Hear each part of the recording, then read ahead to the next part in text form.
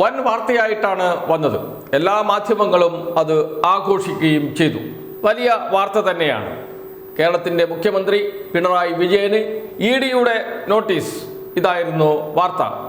മുഖ്യമന്ത്രിക്ക് മാത്രമല്ല, മുൻ ധനകാര്യമന്ത്രി doctor Thomas Isaac, ക്യൂബി CEO K M. Abraham എന്നിവർക്കും ഇഡിയുടെ നോട്ടീസ്.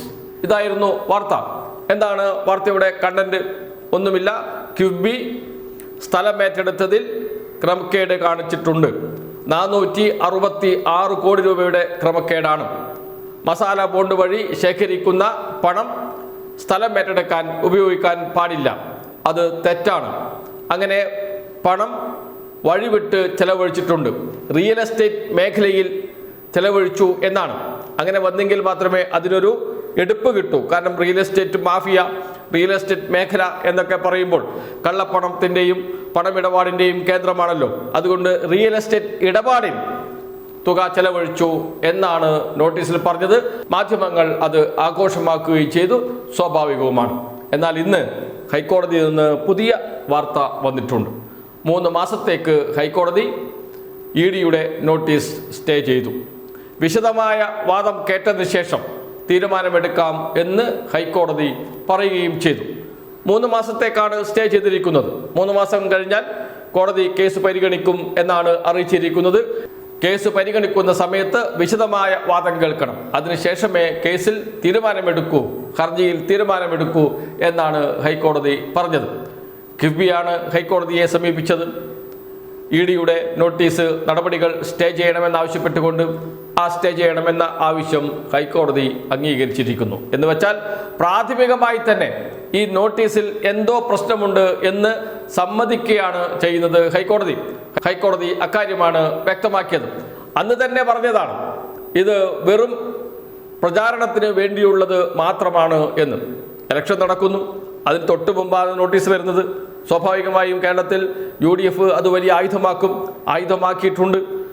അത് LDFന് തിരിച്ചടിയാവുകയും ചെയ്തിട്ടുണ്ട്. ഒരു പരിധിവരെ UDF തദ്ദേശ സ്ഥാപനങ്ങളിലേക്കുള്ള തെരഞ്ഞെടുപ്പിൽ നേട്ടമുണ്ടാക്കി, കൂടെ BJPയും നേട്ടമുണ്ടാക്കി. അപ്പോൾ ആർക്ക് വേണ്ടിയിട്ടാണ് നോട്ടീസ് എന്ന് എല്ലാവർക്കും അപ്പോഴേ ബോധ്യമായിരുന്നു. ഇപ്പോൾ കൂടുതൽ ബോധ്യപ്പെട്ടു. എന്നാൽ UDF ഇത് പറഞ്ഞത് LDFനെ സഹായിക്കുന്നതിന് വേണ്ടിയിട്ടാണ് ഇഡിയുടെ നോട്ടീസ് എന്നാണ്. LDFനെ സഹായിക്കുന്നതിന് വേണ്ടി എന്തിനാണ് മുഖ്യമന്ത്രിക്ക് നോട്ടീസ് അയക്കുന്നത് എന്ന് വിശദീകരിക്കാൻ അന്ന് UDFന് കഴിഞ്ഞിരുന്നില്ല. എന്ത് ലോജിക്കാണ് ആ വാദത്തിന് പിറകിലുള്ളത് എന്നും മനസ്സിലായിരുന്നില്ല. അതിൽ UDF കണ്ടെത്തിയ കാരണം BJPക്ക് മുന്നിൽ LDF CPIയും മുട്ടുകുത്തും. അവർക്ക് പരസ്പര ധാരണയുണ്ടാകണം. ആ ധാരണ ഉണ്ടാക്കുന്നതിന് വേണ്ടിയിട്ടാണ് ഇപ്പോൾ ഭീഷണി കേന്ദ്ര സർക്കാരിൻ്റെ ഏജൻസിയിൽ നിന്ന് ഉണ്ടായിരിക്കുന്നത് എന്നാണ്.